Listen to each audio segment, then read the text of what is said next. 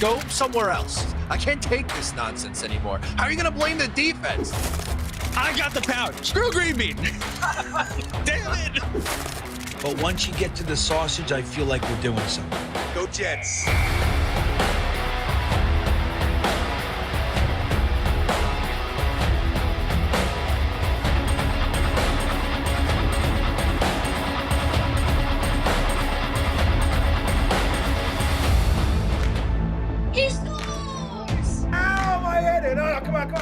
What would you give up to see a Jets Super Bowl? All of my friends and family.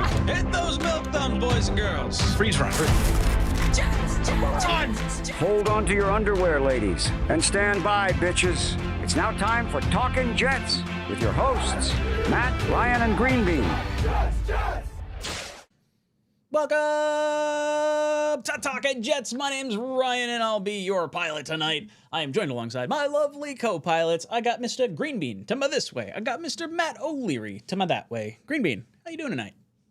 I'm doing all right. I was doing the hello shooter McGavins, and then I was gonna do the grenade thing, but then I remembered I could get fined $15,000 for fucking doing this move by the NFL, like Will McDonald, I think it was. So I didn't do it, everybody. I'm safe. Thanks, Ryan. Look at you go. You're amazing. O'Leary, how about you? How you doing tonight?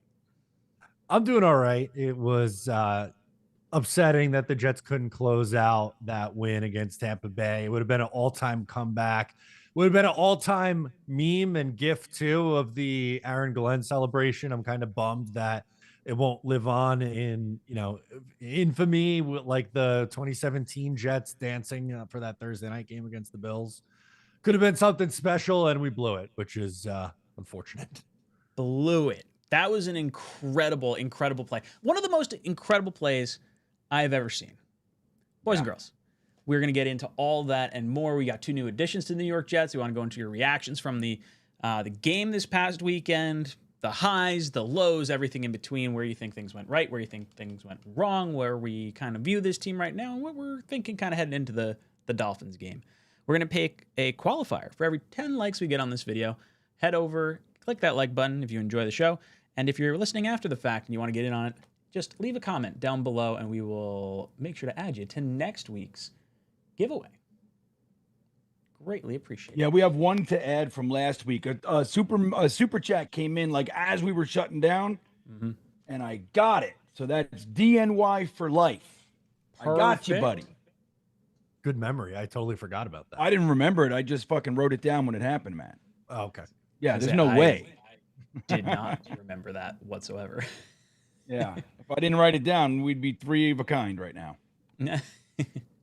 All right, so let's start chopping it up a little bit. Jets lose.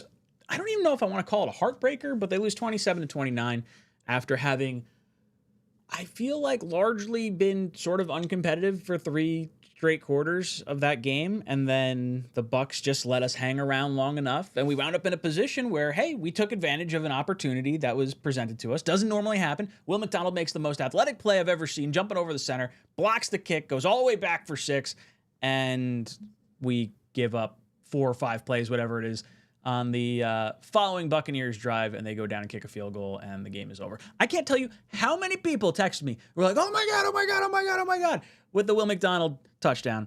Only for me to say, there's still time left. Like, I feel like every Jet collectively went like, okay, let's see how this plays out. But I think we all knew how it was all going to. And, of course, the Jets wind up losing by 2 points. So, Matt, I want to throw it to you. What were your thoughts on how that game ended? Yeah, shout out my neighbor Artie across the street. He's also a big Jets fan, and the weather was beautiful. So I had like my front door with the screen open and like all my windows open. And I went nuts for the Will McDonald play. Like, I feel like the initial reaction should be like, holy shit, I can't believe that just happened. But I'm not going to lie to you. It took me maybe a minute after they went to the commercial break. I was like, okay, wait a second. How much time is left? So my mind got there eventually, but I did celebrate pretty hard. But he texted me and was like, LOL, that was a great play. I just heard you yell from across the street. It's like, sorry, buddy. But no, that was really exciting. Unfortunately, as you mentioned, for 3 of the quarters, it was a pretty boring football game. The penalties on that first drive for Tampa Bay was like nothing that I've ever seen before in a football game. It was remarkable. They just kept calling holding play after play after play. The pick six I thought was going to be the dagger right before the end of the half. You were still kind of in the game, 13-6. You're driving, trying to get points before the half, and you end up going down 13. Out of the half, Bucks march it right down the field to get more points. I believe it's 23-6. And from there, I was like, all right, this thing feels pretty much over. I guess credit to them for not rolling over and dying and fighting back into it, but not the greatest of showing from the New York Jets on Sunday. Bean, your thoughts on how that game ended? Well, I'll tell you, we lost our collective marbles. Well, at least Jeremy and I on the live stream. I mean, Jeremy was falling all over himself. Like it was the best, man. You know, he had that like big propped up backdrop thing like that. It's like a physical thing. And he's jumping around, and he falls backwards, and he knocked into it. He never stopped screaming, and I can't back up. And then Frankie's just like this the whole time. And as soon as we had like a lull, he goes, "There's a minute and 50 seconds left. Like, stop." And I was like, "You mother!" Like, I just wanted to, like Matt said, I'll get there. Let me have a second, because the game, it felt so much, Ryan, like last year's games or the year before, like Zach Wilson led offenses, right? When we're just like, why can't we get past the 50-yard line? Why is it the third quarter before we get a first down? Like those kinds of things. It just felt like that. Even though the first quarter, like our initial drive was pretty nice. And like I felt like in the first quarter it was going to be sloppy, but it felt like it might be competitive. And that second and third was just, it felt like a lifetime. So to have that like excitement of the comeback and all that shit, it was nice to just have some fun and get some belief and all that, and then capped off with dude, when a team's good, a minute and 40 seconds left, and that huge of a momentum shift, like just like the massive influx of positive, dominating energy that gets injected into everybody's brains. Good teams, it's a fucking wrap. Their defense is coming out. They're all pumped up. They're fired up. It's 1 yard on first down, incomplete pass on second, and then another, batted pass on third. They have to do it on fourth, and you stuff them. Like, that's what goes on. And just to see our defense come out, and really, man, it was as if they just knew they couldn't stop them. Like, it just felt like a hot knife through butter, just easy, It was like, come on, can we have some fight, man? Like, can leave it on the field, man. Fucking Aaron Glenn just did the Macarena, for fuck's sake, on the sideline. Like, support this guy. Get everybody going. And it's just like from the first, you just knew it. It's like, all right, they're toast. They're toast. Now they stopped them, and you know what they should have did on that one run? I forget who it was that he broke through, was around the right side. It was like one guy to beat kind of a thing. They should have just let him fucking score. Run down there and score the touchdown. Then we would have had a minute and a half to come back, because we had that 1 point favor. That's what they should have did, and smart football players would have did it, but we don't have that right now. We're too kind of young and putting everything together still. But anyway, the emotions, I mean, it was a beautiful play. The fourth quarter, 3 touchdowns, fun quarter. Lazard, I feel like that was a back of his gift. hand in his knee. Are we sure that was a catch? I shot. don't. Let me No tell you shot. something. I'm at least 50-50 on it. Let me just stay right there. I'll That stay is right there. generous. That is generous. But yeah, it's just these guys. Like, we got to get rid of these types of guys that just, like, every time they touch the ball, the Michael Clemens, the fucking Tony Adams, the Alan Lazard. It's like every time they're on the field, something stupid happens, But anyway, it was nice. It was fun. And look, I don't want to get too crazy yet, because we got 2 hours and I'm like fucking blowing my wad over here. But I think I just don't understand. how it's abnormally quick for us to be so just incredibly hard on a head coach. And it turns out it's a Jet, like a guy who's one of our legends. And like, we're abnormally weird. Like, I don't know what the fuck it is. I feel like it might be bots or something, China bots, or like some bot farm, because I don't know what it is. But anyway, I liked that quarter. It would have been great to hold on. But look, we're just not that team yet. We're not the team to hold on yet.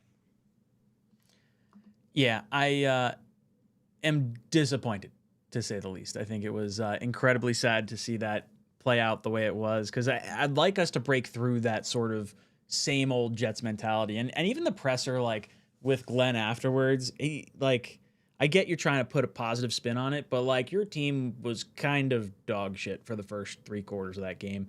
And like you said, the Lazard catch, possibly no catch, like, was kind of a gift. Like, when I'm watching the Garrett Wilson touchdown, the Lazard touchdown, I wasn't thinking like, oh wow, this is a great play. It's like, no, this just feels like it's a garbage time touchdown score, and they're just playing prevent defense like Todd Bowles does. And I mean, props to the Jets for not giving up, because it put them in that position where if they got a fluke opportunity, a fumble, an interception, a blocked field goal for a touchdown, all of a sudden you have an opportunity and you can make something of it. And unfortunately, we're just not good enough team to stop an offense like that. And Baker, we saw it the week before against what was it? I think it was the Texans, I think it was the Texans, where he went right down the field. You know, similar sort of situation. Went down, got the game-winning score, and the Jets just can't kind of figure it out. And looking at the schedule moving forward, we might be I'm not entirely confident with this Miami game. It's a division rival on the road in Miami. And then, like, we still have some pretty tough opponents. Like, we may not see a win until we're like 0-6 potentially, unless this team starts to like come alive. I do feel like we have a better shot with Fields at the helm, if Fields is at his best, as opposed to Tyrod giving us like sort of the steady Eddie Tyrod play. But obviously, Fields at his worst is not great either. But hopefully, you get closer to what Fields was week 1 than what we saw week 2, and then what we got out of Tyrod this past week. Positives, what sort of positives can we take away from this game? Because I do want to try and grasp some stuff from here.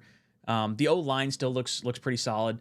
I really like Glenn's response to the defensive line comment.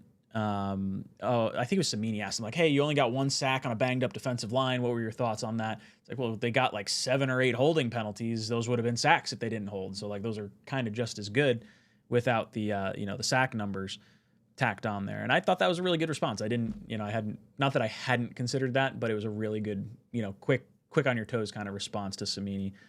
Matt, any positives you saw through the game this past weekend? Will McDonald could jump really high. That's a positive. I don't take a ton of positives out of this game. Garrett Wilson being good is one of them, although you can make the case he probably should have came back to the ball on the pick 6. I understand why he didn't. It was 3rd down and he was trying to get to the sticks, and I don't think realized the corner was biting as hard as what he was. So I'm not fully blaming Garrett Wilson for that. I think it was a bad throw from a veteran quarterback in that spot, but also even after the game, Garrett kind of said that. Honestly, the only positive really that I'll give you is that I thought they were resilient, and that's not me saying that this is a moral victory. I don't think that's fair after they played as poorly as they did for most of the game, but they go down and score, 2 touchdown drives. They have that blocked field goal. Again, it's when you lose the game in the way that you do, I feel like it's going to be hard to come away with the positives. Kind of like in week 1, it was different because they were scoring a shit ton of touchdowns and we were having fun. It didn't really feel that way in this game.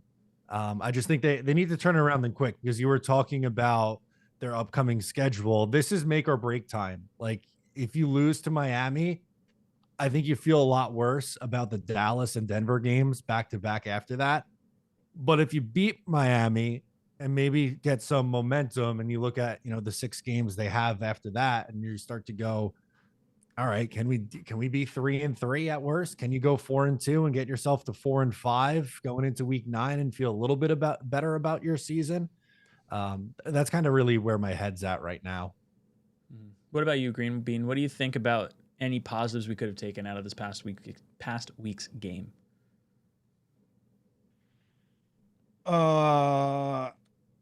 Let's see. So positives are tough, okay, these days. This is going to sound weird and corny and somewhat dovetails with my statement about like my comment about like I don't understand what's going on with the fans and Aaron Glenn. It's like fucking weird to me. But I think again, like if you really bought in the beginning of this season and we're like, dude, I'm looking at the schedule, I'm looking at our roster, we're fucking better than people think. We can do this. Like if you really believe that, then I get why you're crying, like why your dreams are dashed on the rocks. And still, it's only 3 games into the season. So really, we need to take a fucking chill pill. But the thing is for me, what I see as a positive is that we have a rookie head coach. I had a commenter say, dude, he seems like an amateur to me. I'm like, huh, yeah, doesn't he? Because it's his third fucking game. Of course he's an amateur. He's never done this before. The GM, he's never done it. Yes, they've been in the NFL, but of course that's what. So like for me, it's like I like when they kept Gibson and they saw it on the field and they said, no, out. We're not doing this. And you see like this addressing, moving pieces, kind of, we're not done here. That to me is a huge positive. Like when Robert Saleh that first year, we just stood pat. Like, we like the guys that we just stayed there and we just watched and evaluated. Like it seems to me like they're aggressively evaluating people and not like haphazardly, like, oh my God, the first time he does anything like what they did with Denzel Mims, they put him on the field in the fucking fourth quarter and he steps on the line. They're like, that's it, 3 weeks in the doghouse. Like not like that, but just like they're evaluating the team. And what I'm seeing is a head coach who, number one, speaks his mind, which is what I want. I don't like press conferences that are just dribble, just like, hey, we're going to take a hard look and blah, blah. Like I'm so bored and sick and tired of that shit. So I like that he's speaking, and I don't care, like same old Jets. I don't want to be the same old Jets. What the fuck? I don't understand the problem with that. I don't get it, and we can talk about it. But for me, the big positive, while it's hard to find like specific players and all that kind of stuff, like again, like the fight and all that and the resiliency, great. But for me, the positive is I'm seeing a brand new organization that is evaluating this team and making decisions and moves and all that kind of stuff in response to what's being displayed on the field. And one of the things, like I said, I think I was saying it here last week, dude, we might have DNA level quit in these players. Like, dude, during the Saleh regime and previously the Gase regime and all that, dude, they were allowed to quit. You saw it all the time. There were no repercussions. Nobody got benched other than Denzel Mims, of course, and Malachi Corley at the end. But nobody else got benched. You could do anything you wanted. And the idea of like, it's here we go again, and just kind of turning off the fucking, the competitive juices. They were allowed to do that. And the truth is that there might be players that we like, that we think are going to be part of the long term, that have too much quit in them. And Aaron Glenn might have to gut this thing. Like it might be that stuff. So I want to really see the season. So for me, the positive is I see what looks to me like a regime that's actually watching and responding. I know it's vague and convoluted, like I get it, but that's positive to me. This season is kind of right where I thought it would be. I thought we were probably going to go 0-2. I wanted to win that first one, like I said a million times, but I don't know. I was like, dude, this is going to be a tough first few weeks, first quarter of the season. We might be 1-3, 0-4. Like I was thinking that stuff. So anyway, that's a lot of words to say. I don't know. You're excited about the direction this team could be headed Yeah. long term. Yeah. Hey, that's a positive. Thanks. Another Yeah. positive. I saw Nania posted it on Twitter. The first 3 opponents the Jets played so far have a combined record of 8-1. The next 10 opponents are 9-21. 9 out of the 10 are less than 500. The one who isn't is the Bengals, and they don't have Joe Burrow. And that's a pretty positive spin. I'll take that, even though the 3 opponents that we lost to, we contributed to their over 500 record. So I don't know if it's a glass half full kind of a thing. But I don't know. I mean, you have a shot. I think going into the season, a lot of us expected the first half of the season to be pretty challenging. In our heart of hearts, we knew we were going to be dogs versus the Steelers. I don't think any of us projected us to play as well as we did versus Steelers.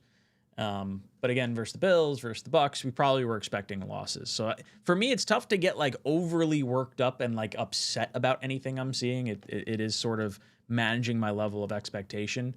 I just sort of threw my hands up in the air when we lost this past one. It's like, of course we did. Of course this is how it would end.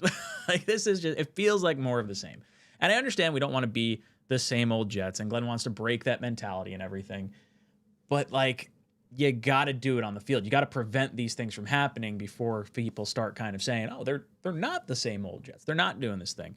And to your point, Green Bean, I think there is a lot of evaluation going on. I think that's a big key part of this entire season as a whole. I think it's why you're not going to see us trade a ton of draft picks. I think it's why you're not going to see us like put a ton of money into free agents or anything like that. The move we made today for Jarvis Brownley, not to pivot too much on this, we got Brownley and a 7th for a 6th round pick. The cool thing about that is we pick up his contract. So we have him for the rest of this year, and he's under contract for basically $1 million each of the next 2 years, 2026 and 2027. So you've got a young cornerback who I think currently is leading the league in stops in the running game, which is sort of cool. I guess he's sort of a little bit of a penalty magnet. But Matt, can you tell us a little bit more about Jarvis Brownley, what he might be able to bring to the Jets? Yeah, first of all, I really like this swing from 𝐒𝐿𝐫𝐞. It reminded me a lot of the Briggs trade, and that one's clearly paid off in dividends through the first 3 games of the year. He's been very good, but it's a very low risk, potential high reward. Worst case that happens is you bring him in, he's not very good. Okay, you cut him. He's not going to cost you anything, and you move on. Whatever, you move down a handful of spots in the draft. But on the positive side, if you buy in, which it seems like a lot of Tennessee Titans fans and accounts that follow the Titans or cover them were like pretty upset about this trade, because there's a young guy, 5th rounder a year ago, has started for them each of the past 2 years. You mentioned it, penalty's a problem, but he makes plays in the run game. He's not afraid to get his nose dirty. He's a good tackler. Those things, those intangibles, they think there's something to work with. So if he could even be a solid backup level or rotational guy, I think that's a win, right? Because you look at, what's the percent chance you're hitting on a rosterable player in the 6th or 7th round anyway at this point, right? Like you're trading or you're moving down whatever around in the draft, going from a 6th to a 7th to ensure that you're getting someone who's young, controllable, and we know can be on a roster. Where the 6th and 7th round dart throws, I'm not saying never draft in the 6th and 7th round. That's stupid. But I think that's something I wanted to see Joe Douglas try to do, is use some of the day 3 capital and some pick swaps to acquire players to help them win now. And, clearly they're in a different spot, but they're using like the Briggs trade and they're using this Brownlee trade it's going to help them out now, but also in the future, because they're controllable for the next couple of years as well. So I'm a big fan of the trade today. Yeah, I like that you brought up Briggs too, because that was a move I was really high on. And to see these young players, it's almost like drafting a player with 1 less year of control on a contractual basis, but you've seen them play in the NFL. So it isn't, like you said, just a dart throw. It's someone who's made a roster. It's tape in the NFL, and it's something that, look, we have no idea what these draft picks could potentially be in the 6th and 7th round next year. If you think you can get someone who could be an impact player, even if it's for 1 less year on their contract, I'm all about it. Bean, any thoughts you want to add on for Jarvis Brownley? What do you think of the move? Kid's still young, 24 years old, has only been in the league for a year and 3 games. What are your thoughts? Well, I'd be lying if I said, I've been keeping track of this guy and, he's one of my dudes and all that. But I like this kind of goes, look, Matt was saying a lot of what, I would, I agree with what Matt was saying, here. But like one thing that I'll say, it connects to what I was just talking about. Like it's not good enough, is not good enough. And just because we made a decision, like one of the things, Ryan, you say it all the time, and we joke about it, and I say it, too. It's like I reserve the right to change my opinion based upon new information, right? Mm-hmm. Like just because I said it, people, you get it in the comments all the time. Hey, dude, you said this. I'm like, yeah, but I didn't know this, and now I say that. Mm-hmm. You know what I mean? Like, you can't fucking do that. It's like, yes, I can. Mm-hmm. So like I see the move itself, and like one of the things, like Matt said, the idea of taking your 6th, 7th, and the like, and getting a guy that you already know can play at an NFL level, and maybe he's depth, and maybe he's special teams, and maybe he comes in, he's second stringer kind of thing. That's all great, but he's got real potential because he's doing it to actually contribute and stay on your roster, not these guys that 2-3 years later you're just cutting them and they're fucking going to Taco Bell. You know what I mean? That kind of a thing. So it's smart. It's one of the things that I actually like, that angle of it all.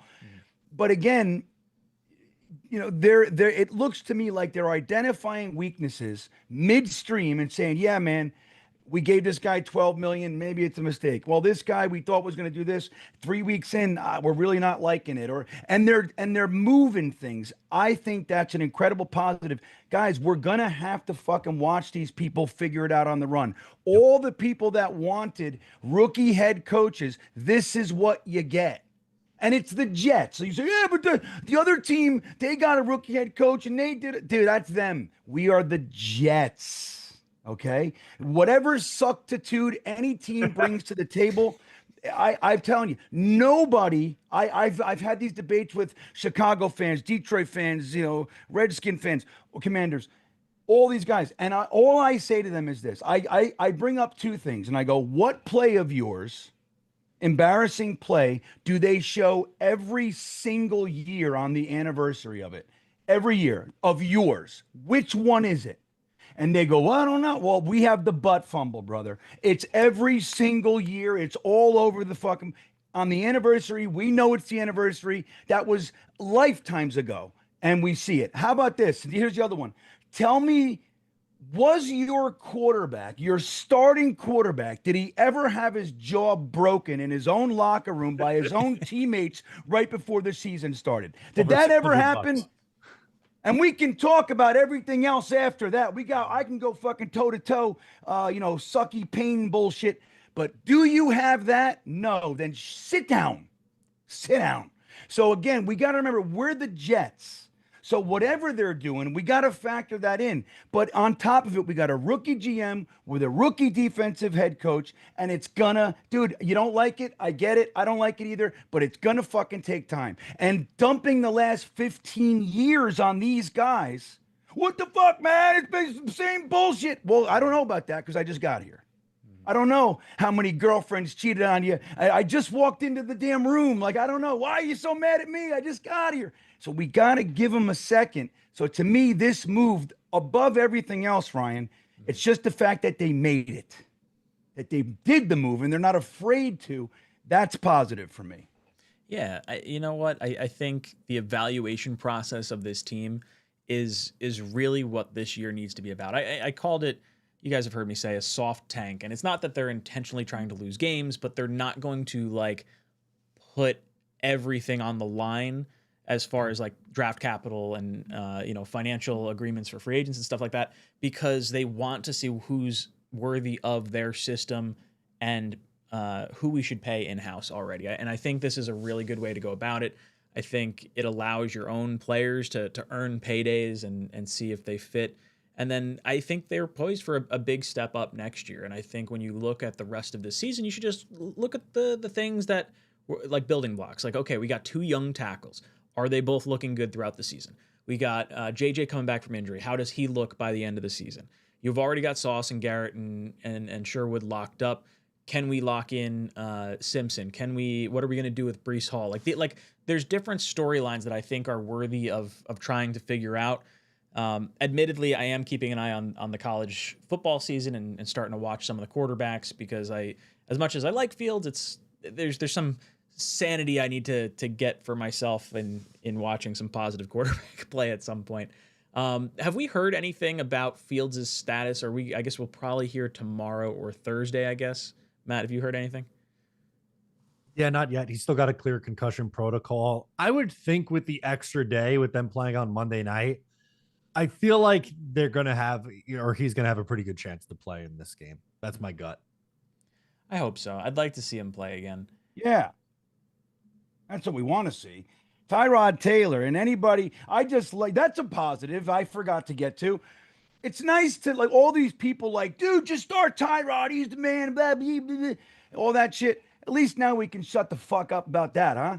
What do you think? Can we stop? I mean, he might be able to win us a game or two, but can we cut it out with the Tyrod's going to save us stuff? Always the backup quarterback around here. He's the most popular guy in the world, the backup quarterback for the New York Jets. And then it's again, great 21-point fourth quarter, lots of fun. He had his moments. Overall, what I saw was a guy who's not going to win anything for you, really. That's what I saw. We want to see Justin Fields. For both Justin Fields and Tyrod Taylor, why did they insist on holding on to the ball forever? Oh, the both of them. It drives me crazy. There's guys running open. Right? That's what's infuriating. I was talking to Dom last night. He's like, I'm watching the All-22, and 𝐒𝐿'Strand, there's certain fourth down play calls and things like that he doesn't like, but overall, guys are getting open, which is a positive. We got a quarterback that can make a quick, decisive throw. I think it's exciting. I think there's some long-term building blocks. Guys at key positions, Sauce at corner, the edge rushers, and Will McDonald and JJ when he comes back, healthy, and the tackles. There's a lot of really nice pieces in place. And the kind of, aside from the quarterback, which we should have a pretty high draft pick to hopefully address, or a bunch of money in salary cap space if we wanted to go out and go after a veteran in some sort, which I don't think they're going to do. And then the other positions you have to fill, wide receiver 2, depth at edge rusher, probably linebacker, safety, guard. These are all positions that you can hit on the mid rounds or relatively inexpensively in free agency. You might go, if you're going after a premier edge rusher, yeah, you're gonna spend a pretty penny, but I don't think that's the route the Jets are necessarily going to go. And I think the outlook is super optimistic, even though, we might be a little bit down on them right now. Boys and girls, make sure you hit that like button. For every 10 likes we get on this video, we're going to pick a qualifier for a hat, shirt, mug, eggs, jersey giveaway at the end of this stream. If you're watching after the fact, please leave a comment down below. Helps the algorithm push this content just a little bit further, and you get yourself entered to next week's t-shirt giveaway. All right, let's hop into a few comments that I saw pop up here. I'm going to throw up DNY for life. Green Bean, I agree with your evaluation point. It's LOL that the fans that picked us to win 4, 5, 6 games, but wanted to see the team compete and have a coach show emotion are the ones bitching about wins. Give AG time. Yeah, where were we before the season? Realistically, I said 6 wins. I still think 6 wins is entirely possible. I did have us winning the Steelers game, but I still think 6 wins based on what we've seen so far is entirely attainable based on the schedule we have remaining. Matt, your thoughts on where you think we should be at the end of the season versus what your expectations were heading into the year? I had them at 7-10. I thought they'd be 1-2 right now, so they're 1 game off of my pace.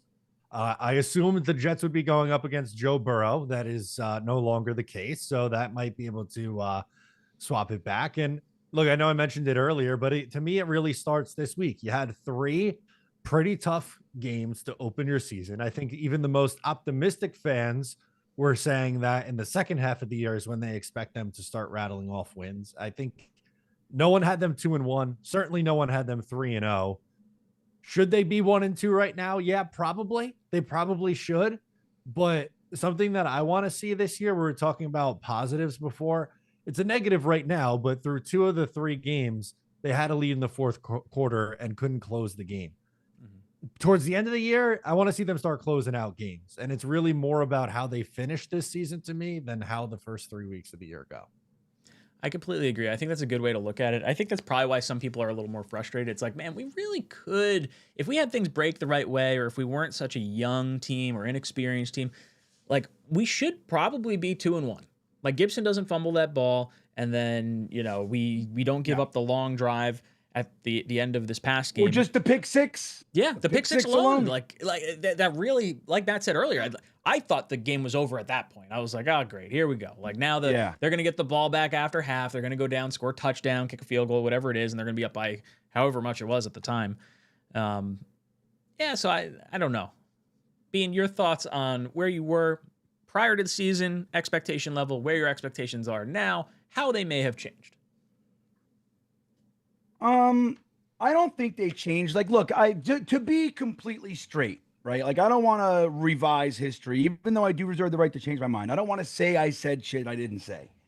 When feeling positive, right, we get into these kind of talks and we look at Garrett Wilson and Breece Hall and we think best case scenario and we get all fucking, and I would say, like, look, I could see the team winning 9 games, right? 8, 9 games, that at the top end. It's like, okay. But realistically, we did this a couple times. It was like 5, 6, 6, 5 to 7 range is probably realistic. And if a couple balls bounce the right way, which by the way, up to this point, not happening. The balls bouncing the exact opposite way. Like look at the fumble this week. I mean, it went right into dude's hands, right? On the defensive line. I think it was Tyrod Taylor. He got sacked. And the ball flew out and landed literally in his defensive line partner's hands. That shit's not happening yet for us. But if the ball decides to change and bounce a little bit our way, and we get a couple breaks, maybe we can get up to that 7, 8, 9. And I said, for me, I would love to see us come away with 8 wins this year and just first year eclipse Robert Saleh's, overall, like his best season was 7, right? He never got past 7. So that'd be real nice for me. But I don't know. I think like 0-3, I would say if you had to put a gun to my head, I would have said we would be 1-2 right now.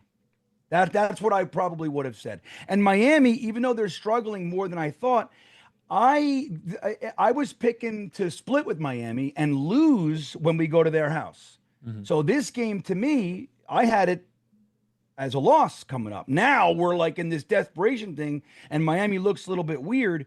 So I'm thinking maybe we can win it, but I don't know. I think I'm kind of right where I thought we'd be, even though the variables are a little bit off of what I thought they would, would be included. Mm-hmm. I don't know. I think I'm kind of right there, Ryan. I like that.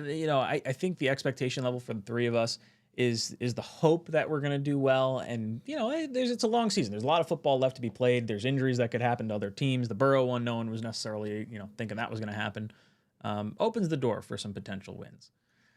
We've got Boogie Down Bronx says, I'm behind my coach for the whole season, whatever the record is, but we have to hit on the draft, get 3 or 4 starters in the draft, need impact players.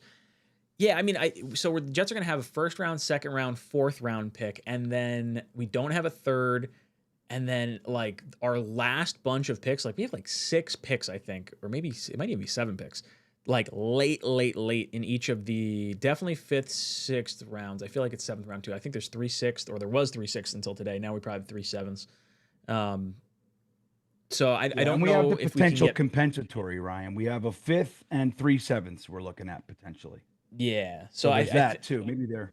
Yeah. I'm sorry. Go on. No. It's cool. I think the hope of getting 3 to 4 starters in the draft would be an absolute home run. In my mind, I'm hoping the top 2 picks work out, and then the 4th round pick, if you want to move some other picks to maybe come up into the 3rd, I think I would probably support that, or make more moves like the one we made today with Jarvis Brownley and Jawan Briggs. Before that, if you could find players that you can turn your late round picks into, I'm cool. I'm cool with that. Matt, what do you think? Well, obviously we're behind the coach. 1 year in, I'm not giving up on Glenn until I'll say, What was the Buffalo Jeff fan comment? Was it Thanksgiving of year 2? Was that when like you could start pulling your hair out? Yeah, like 30. I think it was 30 games for a coach or and quarterback. I feel like that's a fair number to me. I think 30 is more than fair. I'm behind Aaron Glenn for this year. I'm not saying you give him blind faith, but some of the criticism is just is a bit much right now. There's a 1-second clip of him clapping with no context, and we want to have him tarred and feathered in front of me. Yeah, it's crazy. It's a little bit much for me. That's all. Being your thoughts on needing impact players through the draft, and just when do you feel like not pulling the plug, but like how long do you think someone or a fan should give a coach? More than 3 games as a head coach. That much I'm pretty safe when I say that. I'm pretty resigned to that idea that more than 3. All right. Yeah, and I like 2 years. I like 2 seasons. Not that you can't start seeing the trends, but you got to give these guys a minute. I know, and it sucks. 𝐒𝐿𝐴𝐶 actually had a good comment in Twitter. And I think it put it in perspective for me, which is why it can really hurt, right? It's like, yes, we've been here before. We've been perpetually rebuilding for a long, long time. And we had Aaron Rodgers and all the disappointment and everything. And now, okay, we got a new coach, new quarterback. Of course, we're rebuilding. But meanwhile, we still have to pay for Sunday ticket. You got to get Paramount and Apple TV and fucking Netflix and all the stuff that they do. And then if you're going to go to a game, you got to pay for the games and the gas and every year that they rebuild. And quite frankly, a lot of us are tired of it. Like, yes, I know. All right, I can buy into the idea that we're rebuilding, but I'm still fucking spending money on this rebuild. And it sucks to know that you're going to, even if it's just Sunday ticket, it sucks to know that you're going to be losing most of those games and be miserable, which is why, like, when we have a 21-point fourth quarter with a blocked field goal in a minute and a half, and like, I don't know, man, that's pretty exciting to me. And I'm weather beaten and damaged, and clearly, my expectations have been diminished, but I'm into it. It's like, it's fun. And I don't know, I see progress, So, when you talk about like, how long this, again, I think it's 2 years for me is a pretty good idea. You got an idea of what he's able to do, and you can start to see if they're learning from their mistakes. That's the key for me. It might take a while, but is he making the same mistake over and over again? That's the shit when you go, dude, this guy, he's broken, and you can't figure that out in 3 games. You just can't. And like I think you just said it, Ryan. Like, or maybe it was Matt. Like clapping. Saying, oh, it's okay, guys, like trying to keep people's heads out of the gutter. Like, that's a good thing. He's engaged. The comparison, like last year, Salah was literally standing like this. He was like dead inside. He had nothing.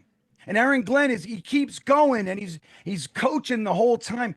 Like, dude, we gotta support. And he's one of us, and he wanted the job. Try to find, tell me the people who want this job. Dude, there were people that wouldn't even interview. Ben Johnson and Liam Cohen, all those offensive guys, they didn't interview. What do you think? We didn't want to interview him? Of course we wanted to interview him. They said, I'm not taking that fucking job. I don't want to come there. Woody's a moron. Look at his stupid necklace. Why is he wearing that? What's going on over there? So we got to just kind of give him some time and let these guys learn. I don't know who 𝐒𝐿𝐫𝐞 is. I don't really know. You know what I mean? We got to watch and see. I didn't like his day 3. I don't know. He's going to make mistakes. We got to know that. That's my thought. Yeah, there's going to be a learning curve. On the 𝐒𝐿𝐫𝐞 front, I mean, I've liked the contract so far. Sherwood hasn't really been performing right now, but I think I liked the signing at the time. Garrett and Sauce, I thought their deals are both, appropriate for their skill level, structured the right way. So he's doing some things the right way. Day 3, I think there's definitely some concerns about, but hopefully, look, Arian Smith played, I think it was aside from like Garrett Wilson, the offensive line, Tyrod Taylor, I think he was the next highest snap count, if memory serves correct. It was pretty high. So the more reps he gets, the more encouraged I think I start to feel with that particular pick. Malachi Moore is obviously getting playing time with Tony Adams out.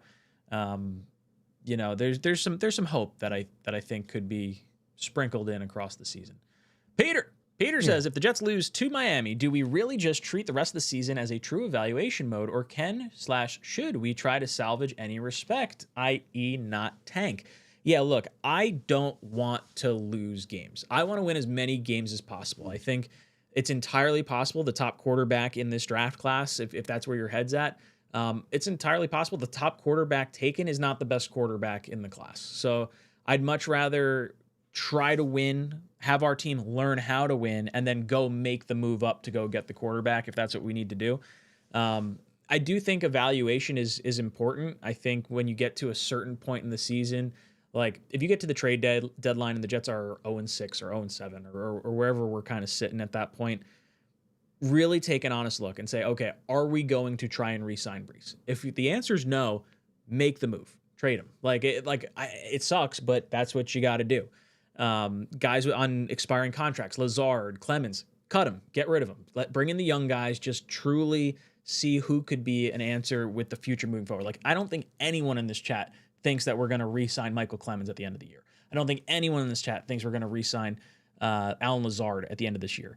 So I guess I struggle to make it be too much of an evaluation process right now. I think me as a fan is feeling that way because I'm just not in that mode. I think the team needs to try and win as many games as possible until they are really kind of mathematically out of it. And the trade deadline is probably going to be that key little tipping point, and what happens with Brees, if there's injuries around the league, what kind of leverage could you potentially get, in a trade or something like that.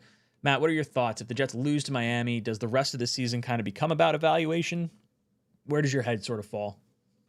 Yeah, I do think it's been this whole time all about evaluation, but on the tank conversation, I don't know how we can be upset that this team doesn't know how to close out games and win games like in week 1 and week 3, and then just turn around and go, well, I want them to lose out to get the number 1 pick in the draft, or tank, we'll say in air quotes, to get a top draft pick. You really can't have it both ways. Mm-hmm. And I just don't think it's good for guys like Quinnen Williams, who's been here forever and has learned nothing but just losing year after year after year, or Garrett and Sauce. I know they just signed extension, so they're not going anywhere, but a 4th straight year for those guys of underwhelming, missing the playoffs, that shit takes its toll. These guys are humans too. I know on paper it might be fun to go, well, if they lose this week, then they can move up and draft this guy. Maybe it'd be different if there was a no doubt about it, number 1 quarterback's going to go number 1 overall. It didn't necessarily work out, but the Trevor Lawrence year in 2020, it was very different. Nobody was in on Adam Gase. They wanted him gone, the whole thing. For Aaron Glenn trying to come in here and have legitimate change, they have to win some games. And if that means, like you mentioned earlier, they have to trade up to try to get a quarterback or move around or get creative, then so be it. Because I just don't think they can afford to just go, another year of 3 wins and ho-hum. Greemy, what about you? If the Jets lose to Miami, does this become more of an evaluation year to you? Or do they try to salvage any respect and try not to tank? What's your mindset if we do drop one to Miami? No, I think it changes nothing about how we're 0-3 right now, 0-4. When we're 0-8, or 0-9, what is it? The 17, what is it? 8 and 9. I get lost. 9 and 8. Crazy. One game 9. I never got. Dude, going from 16 to 17 games, I still haven't recovered. I'm telling you, I don't know how to do it. It's the craziest thing. 9 and 7, 10 and 6, 8 and 8. I miss it.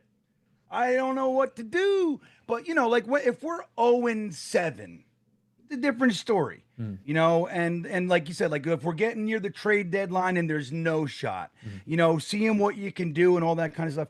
0-4, it's 4 losses, dude. I know it ain't gonna happen, but the idea from these guys, 12-4 makes the playoffs. You know what I mean? 11-5 makes the playoffs. 10-6 generally makes the playoffs, unless it's us. We got, then we miss the playoffs at 10. 9-7 most of the time is enough to get you in the wild card. You know what I mean? So it's I don't know.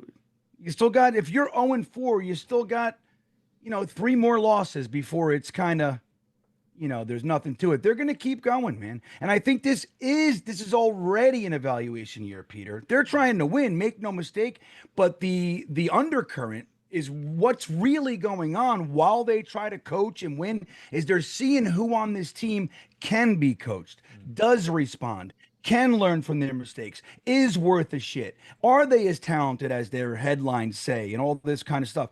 That's what they're doing. That's what they're doing right now. And so I don't think one loss at this point changes that necessarily. I think they're still going to try to go into who's after them. Who do we got? Was it Carolina? Is it the Panthers? Dallas. Dallas. They're going to right. try to go. They're going to try to welcome Dallas back to MetLife and punch them right in the face. That's what they're going to try to do.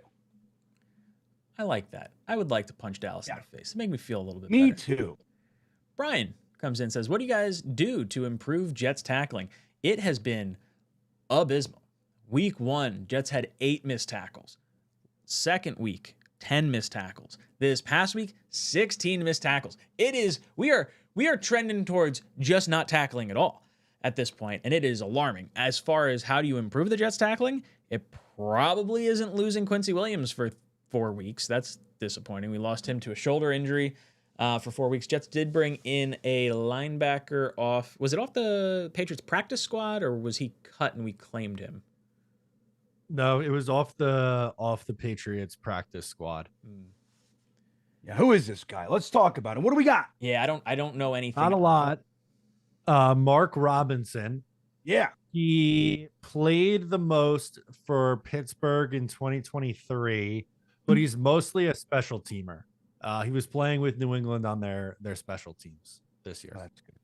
So no defensive snaps for him in 2025. Okay. I like it. That sounds good. We should look. You know what we should do one week? We should look around, like take a little exercise and look at every team's practice squads and see who we'd take. Because, we're digging in to these guys during the draft. And there's a lot of guys, they're undrafted free agents. They're drafted in the 7th round. They disappear. And they're, where they are? They're hiding on somebody's practice squad. And like, would it be a guy that you want to bring over here? And can he help? And I don't know. I'd like to do that. It's a lot of guys, though.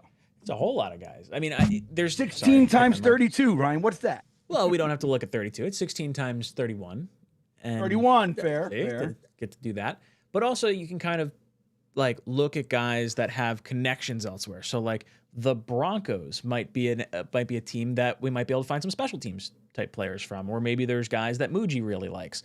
The Lions or former players of the Lions, like the guy that was just cut from the Texans, Gardner Johnson. That's an opportunity. I don't know if the Jets, do we put a waiver claim in on him tomorrow potentially, or did he clear waivers? I haven't seen anything since I saw he got cut, but I feel like that would be like a halfway decent swing to do. I feel like we could use some safety help. He's definitely improvement, like player wise versus what they have. He seemed like a malcontent in Houston, didn't want to be there because they were 0-3 and losing, and he kind of wears out his welcome quickly. So I don't know if that's like a fit for what Glenn's trying to build, but it depends on how they feel. If it's like, we don't really care about the locker room or off the field stuff, and we just need to get better at safety, then yeah, he's an obvious improvement. But if that's something they're valuing, then I don't know if we'll see a waiver claim. I didn't realize it was the 0-3 comment. I saw something earlier today that it was about how they were utilizing him and he wants to come up and blitz more and be more in the box. If that's not true, then if it's the mentality thing, then it's probably not a great locker room fit, to be honest. And I'm cool with just evaluating guys that we have on our roster. Bean, any ideas on how we might be able to improve some of our tackling? I honestly, this is one of those things where I sincerely don't get it.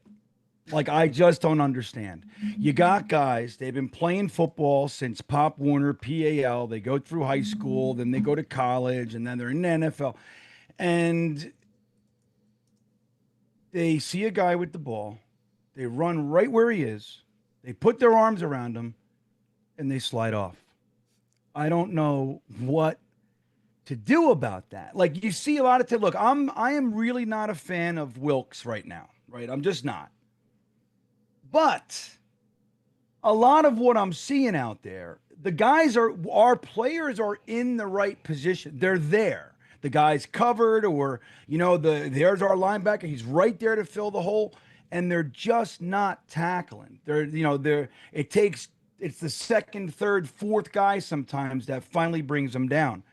So I don't know, man. Like I really don't. I would say the thing that you got to do is like if somebody misses a couple tackles, you like make a display of it and go, get the fuck off the field. I don't care if your name is Quinnen Williams, Jamien Sherwood, Sauce Gardner. I don't give a enough. I will play the entire second string. I will put you guys on the bench and I'll bring up the practice squad. I don't give a shit. Somebody's going to tackle the damn running back. And then you see like when our running back goes, here he goes through the hole. First guy, he's got his shoulder in his belly and his arms around his hamstrings and drives him into the ground. It's like, why for them it's so easy and for us it's not? I don't understand it. So it's tough for me. I don't get it. I feel like I do better, Ryan. That's what I think. Yeah, you know what? I feel like we could add a bunch of players to this team that just know how to tackle. It's like you train every day for your young career on like, this is the correct form and this is how to do it. And then you get a bunch of money from being a draft pick in the NFL and just, I don't know how to wrap up. I'm just gonna arm tackle and not get people to the ground. It's infuriating. Gangrene 44 says, can we draft an edge that actually sets the edge? I mean, I think that's what Jermaine Johnson is capable of doing. Obviously, we've just been dealing with injuries with him. I think he's kind of an all-around edge rusher sh edge setter, where Will McDonald is more of the complement of like, okay, I'm just gonna try and get after the pass rusher. I'm going to spin this a little bit differently. Matt, how high or how much of an investment do you think the Jets are going to have to make at edge rusher going into the offseason? Like whether it's a higher draft pick or some just random amount of money. Like it doesn't have to be an exact number, but just ballpark your thoughts. Yeah, I think it needs to be addressed. Now, it's hard to say what round in the draft because they don't have a third round pick. So they have a first, second, a couple fourths. They probably need to sign someone who is at minimum a good number 3 edge. Like can't be in a spot where you have Michael Clemens or the equivalent, which seems to be Tyler Barron. I know it's only 3 games, but he hasn't shown anything. They need to have someone with a pulse as their third guy. It's not long ago where they had Jermaine Johnson, Will McDonald, John Franklin Myers, Bryce Huff. They were like 4 deep at edge and we felt pretty good. Now we're right back to going, if JJ, gets banged up and misses 2 games, we're fucked because they don't have anybody after that. So probably in free agency would be my guess. It's not going to be a $30 million edge player, but they got to get someone who can play and rush the passer a little bit. Bean, what about you? Dude, how much of an investment would you like to see the Jets put into edge this offseason, whether it be by draft pick or by financial, free agency? You know what's going to – I got 2 things. So one is, what's going to be really, really funny is the Jets are going to have like a top 3 pick, and the quarterbacks and all that stuff is clearly they're there. Justin Fields is going to show life, just enough to consider, and the need for edge is going to be too enticing for our defensive-minded regime, and they're going to bypass the quarterback for a fucking edge rusher. Bet your balls on it.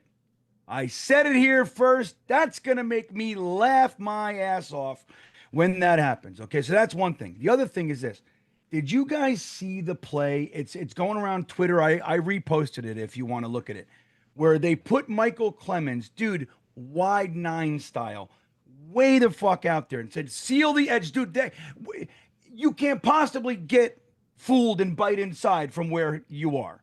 They put him out there, and he ran to the line to go inside and gets totally swallowed as the running back just runs right where he was. Beep-a-doop-a-doop-bop, beep-a-dee-doop. He just ran right around. There was no one there for the contain. No one. Did you see that play? Did you see it? I didn't. I'm gonna have to go back and watch it. Oh, it's so good, dude. I can't believe how hard Michael Clemens worked at biting inside. It's the most impressive thing I've ever seen. Truly. Oh, I'm because watching he gets it right drawn now. inside easily. He's the guy. Oh, it's so bad. It's so bad. It's terrible. Type in Michael Clemens on Twitter. It's like the first thing that pops up. Oh man. We missed Calvin Pace. Someone said in the chat, but they need the edge setter, Calvin Pace. Bring him back. Oh my God, dude, Calvin Pace. Yeah, I'll take it. This is dude. Michael Clemens is so bad. He's and look, terrible. I liked the guy. Yeah, you know what I mean. Like when we first got him and all that. Like, dude, I can't believe how bad he is. Yeah, he's terrible. It's like he's a net negative. Yeah, like I mean, he's just causing boneheaded penalties at like the most inopportune times. He could have saved us $3.5 million if we just cut him. Like, I'm sure Tyler Barron could fuck up just as much as he is at this point. Oh yeah, like there's got to be better ways to be doing this football thing that we're doing. Wyatt comes in. Wyatt says, watching AG rip player, a new one brings me joy. It was really nice to see him go at, was it Arian Smith? I think it was Arian Smith. He lined up over the tackle. And, you know what? I like where Arian Smith is going to end up being, I think. But I very much like him getting chewed out for mental mistakes like that. That is an easy penalty to avoid and not put yourself behind the sticks. Matt, your thoughts on AG ripping into players? I think it's important to do, because that was one of the examples, right, where when things would go bad, Robert Saleh would kind of just do his stare off thing. Mm-hmm. You know, like if we want to not have that as our head coach, the opposite was what Glenn did in that moment. Now, unfortunately, I don't think Arian Smith is ready yet. I am hopeful that they can turn him into a viable deep threat. It is slightly annoying that there are other day 3 wide receivers scoring touchdowns every week. Like Io Maynor on the Titans is Cam Ward's #1 receiver now. He was a day 3 pick for them this year. It was a Torrey Horton on Seattle, has like 3 touchdowns in 3 games. It just stinks that it feels like they can't find a guy who can contribute for them on day 1, on day 3, on the offensive side of the ball. How much of that is the quarterbacks we have versus the #1 overall pick in Cam Ward and Sam Darnold just being better quarterbacks right now? Like, we're very much a run heavy team and feed the ball to Garrett. Like, I don't know if there's any player we could have drafted to be wide receiver too that, like, I feel like would really get a fair shake the way some of those other guys are. Well, Io Maynard's playing over 2 veterans in Tyler Lockett and Calvin Ridley, so I would say he's doing something right. No, for sure. But I'm saying, like, Cam Ward was the #1 overall pick. Like, Justin Fields is on team 3 in, the last 3 years. Tyrod Taylor's been a journeyman, across the board. We definitely are leaning into the Garrett Wilson wide receiver 1/running game side of things like that. Like, I guess I just question, like, whoever we would have drafted, I don't know if they'd see as much success as maybe like a team with a more strong footing at quarterback is maybe the way I'm kind of looking at it. Bean, what about you? How are you feeling about the way AG rips into players? You think it's a good thing? I love it. Yep, I love it. And I hope it never stops. Like, there was a comment, I don't know who it was in there. They were saying, well, I think it might have been Curly Norman, our buddy. I think it was you, Curly. He asked, maybe it wasn't though, but does Aaron, other than yelling at players, is Aaron Glenn doing any coaching on the sideline? And I answered, there was look, we don't know. We're not there. We can't watch them the whole time. We're at the behest of whatever the TV shows you and all that kind of stuff. But there was at least 2 moments. One in particular, they held it on there for a little bit, for a little while, where he was on, like, by the bench talking to the players, like pointing and saying shit and going over stuff. which we never saw Saleh do. You never saw Gase do. You used to see Bill Parcells do it. Rex used to do it. Bowles, I don't recall Bowles ever doing it, but I could be wrong.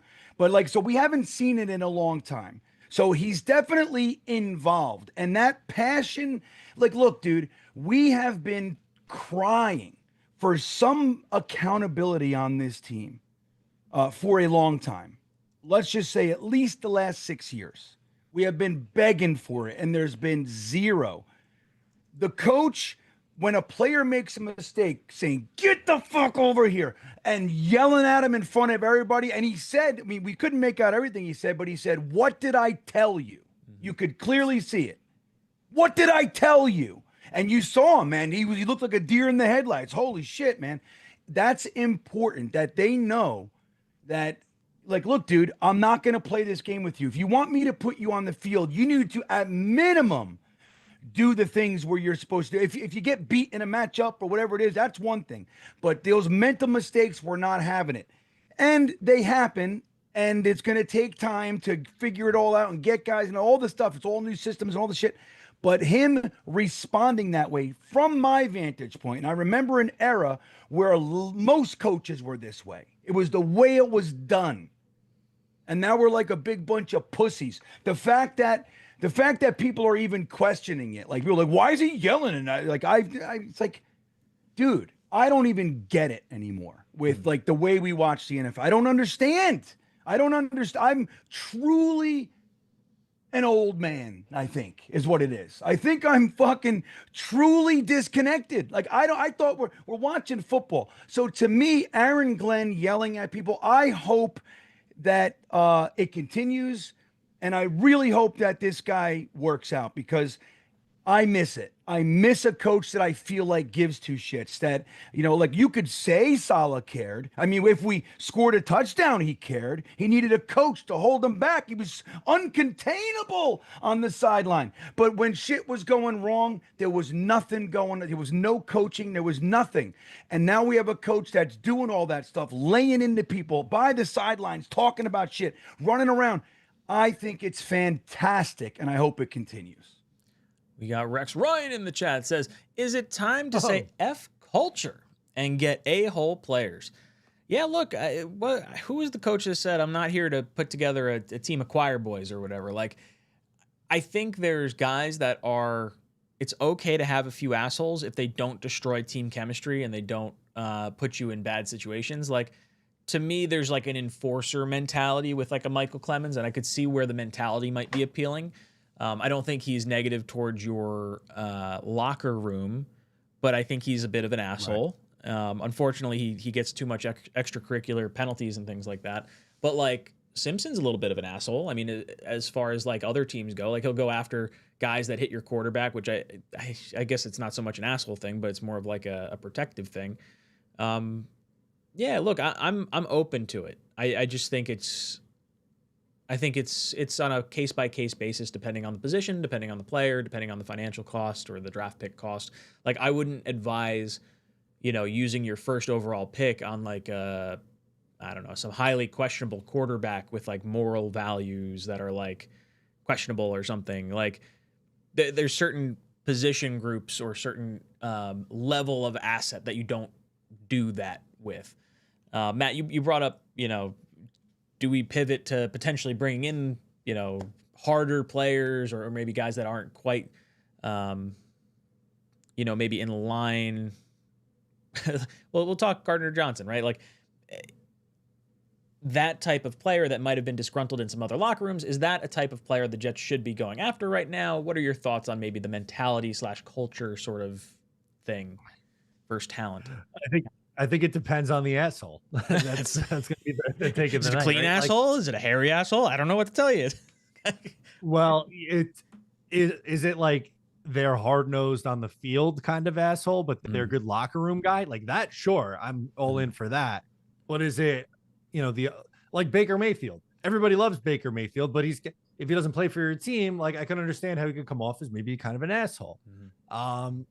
Tom Brady, I would say, you know, in a similar boat, right? How he would get so amped up, and obviously winning that will do that to you too. But I don't know if like locker room malcontent and mouthy on the field is a good mix. Maybe it is. I don't know, but I have my reservations with that. Bean, what about you? You think what's your opinion on culture versus talent, and how do you tread that line? Like, I know there were people, was it Jalen Carter maybe, when he was kind of falling, if he had made it to the Jets, like, would you pull the trigger? Like, was the questionable personality, like, where's your head on that sort of dividing line? Yeah, I mean, yeah, I think the point Rex Ryan is making, right? It's like, that sacrificing talent for culture, right? But culture doesn't necessarily mean choir boys. You know what I mean? Culture could be like developing a culture could be one that just does not accept that they can beat us. And that could be filled with assholes. You know what I mean? As long as they don't get penalties. Like playing smart football doesn't mean that you're not ripping people's throats out on the field. You just got to know how to do it. Being a caveman in today's NFL, just like grabbing face masks and fucking hitting people, they threw the ball and 3 steps later you're laying into them. Like, you're not a tough guy. Like, it's like that's the kind of stuff. So I think culture could really mean being like intelligent and the way that you play. But I get it. Like when there's guys that are like, oh, he's a little bit of a diva, you know what I mean? So I don't want him on my ruin my culture. Like, dude, he's a fucking dynamo. Like that kind of. If he's dominant, it's like like a Randy Moss type of a guy. I'm just trying to think of guys, like Anquan Bolden. Like he was an asshole, and he was the kind of guy he would get into trouble and fight. But let me tell you something. That guy on the field, he was an enforcer wide receiver. People were afraid of him. And so to get a guy like that, or to not get a guy like that, because I don't know if his attitude is right. I don't know. I think you got to kind of bleed into, not be so rigid on that dividing line between culture and talent. Like culture's fine, but you got to be talented and you got to be smart, and that's, I think, the most important thing. And you know what? I'll add another layer to this too, because I feel like there's guys that I like to consider glue guys, like guys that like help bond a locker room together, that may not be starters. I sort of got that vibe from 𝐒𝐿 Cole, the wide receiver we got from Jacksonville. He was kind of a fun guy to have around. Dan Feeney, like, I don't know, just like weird sort of depth pieces that can help, point us in a positive net direction. So it's sort of like a layer below that starter level. That again, those guys aren't going to cost you an arm and a leg, but bringing in the right types of personalities that can get your arrow pointed in the right direction, I think is a good move. And I'm okay with an asshole or two. Jake Asman in the chat. What's up, Jake? He says Michael Clemens couldn't play dead in a B Western. Yeah, he would say that's probably about right. Is there one Jet fan that was like, we need Michael Clemens on this team? But at the end of last season, we were like, oh, who's going to be cut? Like, I'm pretty sure every single person had Michael Clemens as $3.5 million. We're saving the money. Like, just disappointing. Jake, couldn't agree more. Cashmere says, Jets and Dolphins can be 1-3 with Birds or Chiefs after week 4. Ravens are Ravens 1 win? Are they 2 wins? They are 1-2. 1-2. Just like the Chiefs, and they play each other in week 4. That's what it is. You know what? That's okay. If you could be talking about in the same conversation as Patrick Mahomes and the Chiefs and the Lamar Jackson-led Ravens, I would say we are not pretenders in this sort of Venn diagram. There you go. Of one, we're winners. 1 and 3s. It's a very much. We're winners. We're with Lamar Jackson and Mahomes, man. That's our company. We're winners, dude. Yeah. When I'm looking at this AFC, the Ravens feel like frauds right now. Like Derrick Henry cannot hang on to the ball. Lamar was sacked. I think it was something insane, like 7 times. It was a lot of sacks the other night.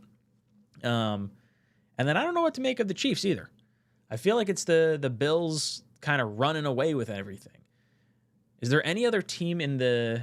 I guess the Colts are playing pretty well. Danny Dimes, yo, let's talk for a second about how friggin' the Giants and Dable might wind up getting tossed because I feel like as well as Danny Dimes is doing and as horrible as the Giants are currently doing, like obviously they're moving to Jackson Dart. We're going to see him against the Chargers this week.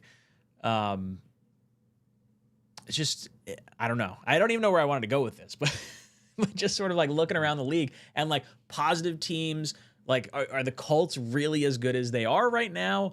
Like, are they a team we're going to see deep in the playoffs? Or are the Chiefs and the Ravens going to start to like kind of awaken up as the season goes on? Matt, what's your take on like the AFC as a whole right now? Who are the powerhouses?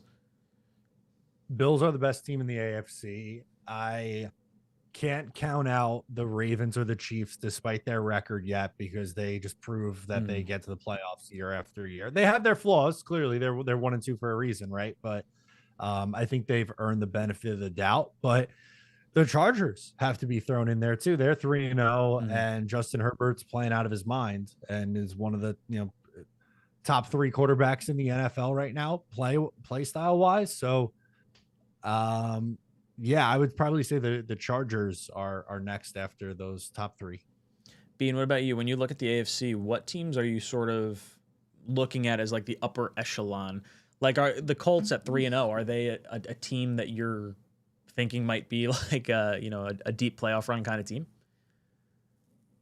You know what? I want to take a look here. I'm going to be honest. I need visual. I'm a very visual learner, Ryan. That's all right. It triggers everything. Like there's probably a lot of teams that are 2-1 that I'm like that are playing well that I'm just not really dialed into. Like Steelers, they're 2-1. They got smoked by the Seahawks. What was it, 2 weeks ago? Won a close game versus us. Won a game this past week against. I can't remember. Yeah, who was it? It was Who was that? Sorry, I was. Who'd the Packers play this Who'd week? they just Or not play? Packers? Sorry, the New Steelers. England. The Steelers. New England. There it was. I know it sucked to root for the Steelers. I hated doing it. They barely won. It took 5 turnovers from the Patriots for them to win. Yeah, I don't know, man. I think the AFC is kind of ripe for anybody to kind of come in. Like Matt said, the Bills are clearly the cream of the crop. I mean, the Chargers are playing, well. We'll see. The Bills, you feel like they're a well-oiled machine right now. Like this is, who they are. The Chargers, we'll see. They've been together a minute, right? A couple of years under Harbaugh, and Herbert's been there a little while. Keenan Allen, and all that. So, and they got Devontae Adams. So, it might be real. Adams is on the Rams. But what's that? Devontae Adams is on the Rams, not the Chargers. Oh, I'm sorry. Yeah, I confused that. Okay. Thank you. But anyway, my point being that, so they've been together a minute too. So this could be the year that it all kind of gels and they actually do something. Like at the end of the year, they seem to crumble a little bit last couple of years. They just seem to kind of not be able to go into the playoffs as the juggernaut that they may have felt like earlier in the season. But the Bills, I'm convinced, are like, we know who they are, and then you got, the Browns. I think the Browns are probably up there. They're pretty strong. Hey, they just beat the Packers. A lot of people had the Packers in the, they did, in the Super Bowl. They ruined my pick'em. Yep. I'll tell you that. But yeah, I mean, look, you look around, the Jags are looking stronger this year. The Colts, like you mentioned, the Steelers, I think, will be good enough. I mean, they're not going to be that dominant team, but they're going to be good enough.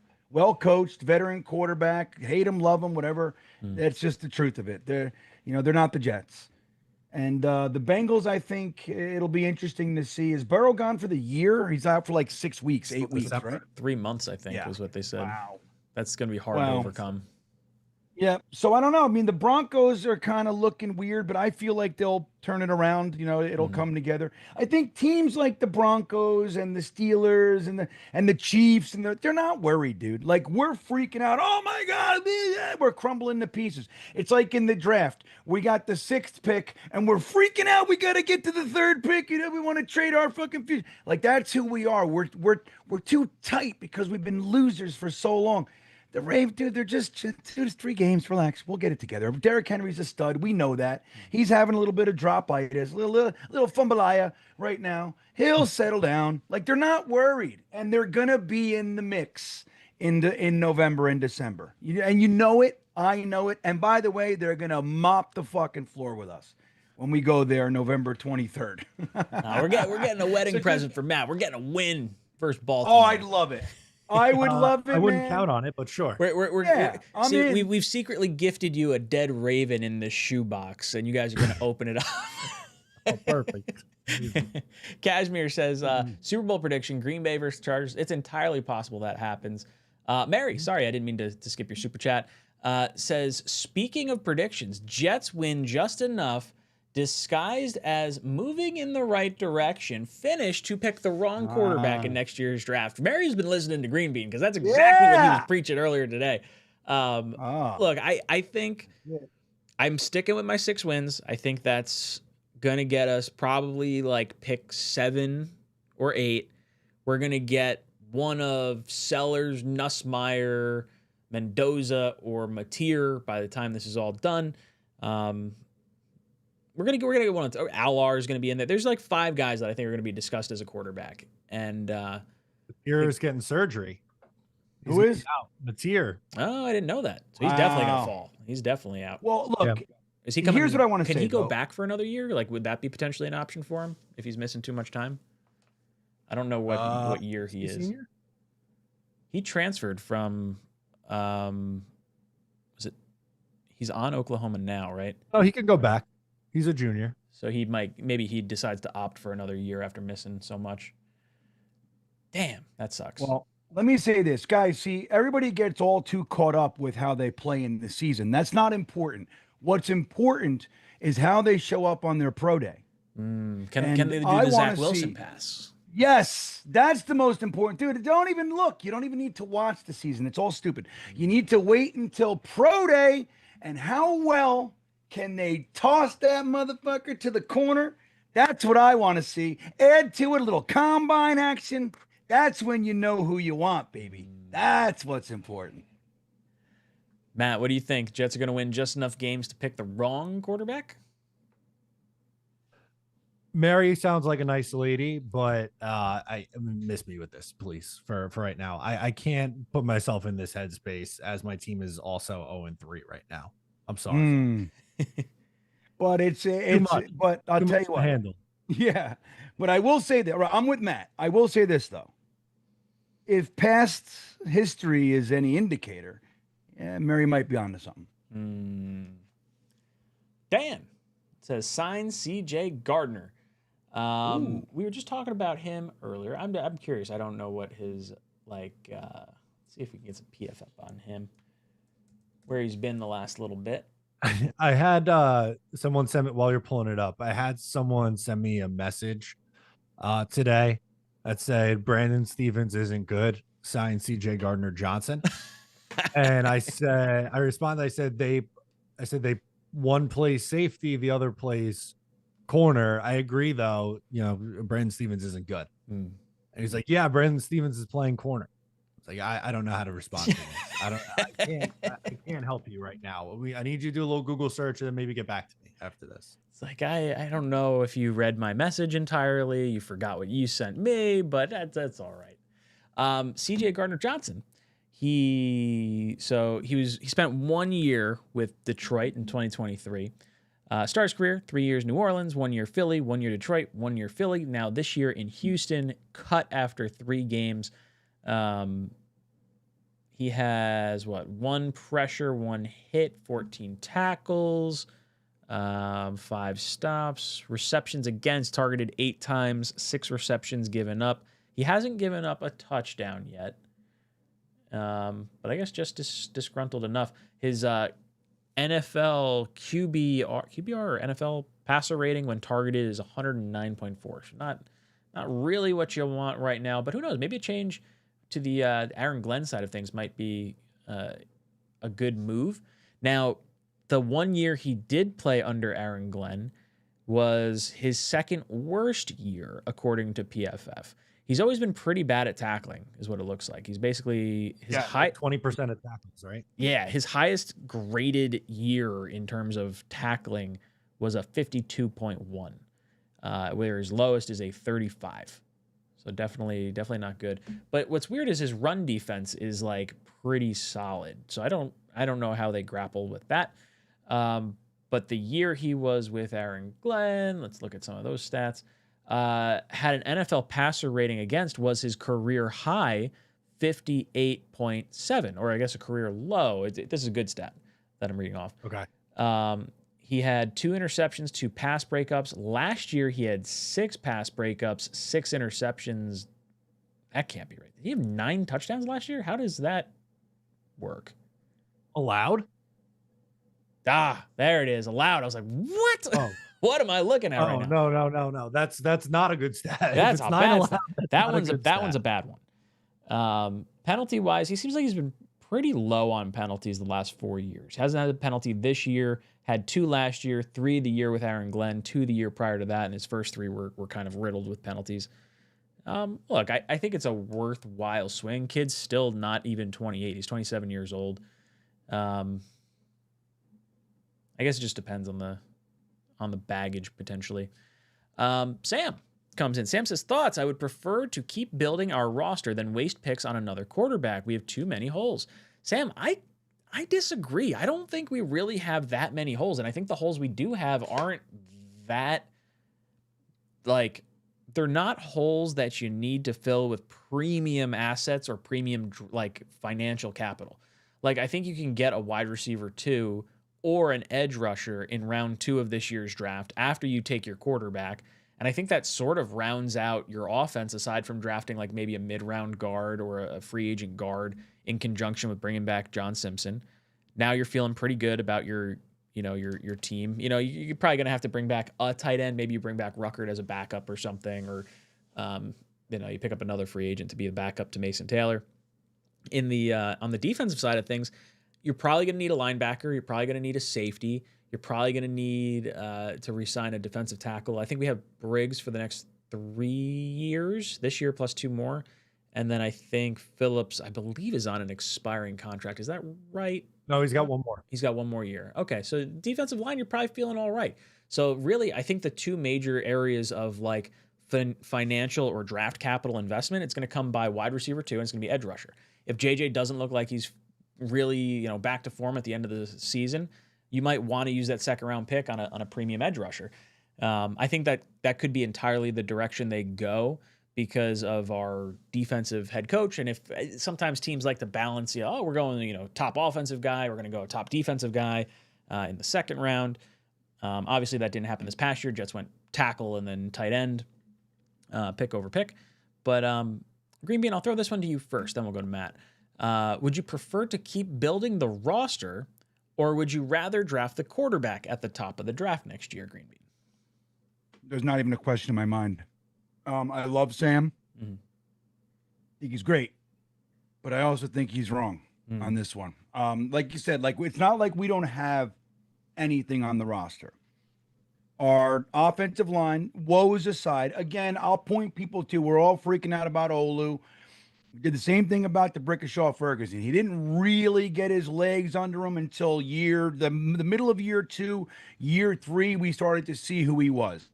And believe me when I tell you, I was on Jet Nation at the time. YouTube didn't exist yet. And there were so many Jets fans, cut this fucking bomb and all that. Like, give Olu a second. It's, he's a good football player. Let him just get set in the new offense and everything. So I think our offense, we got a lot of our offensive line for the foreseeable future is here, right?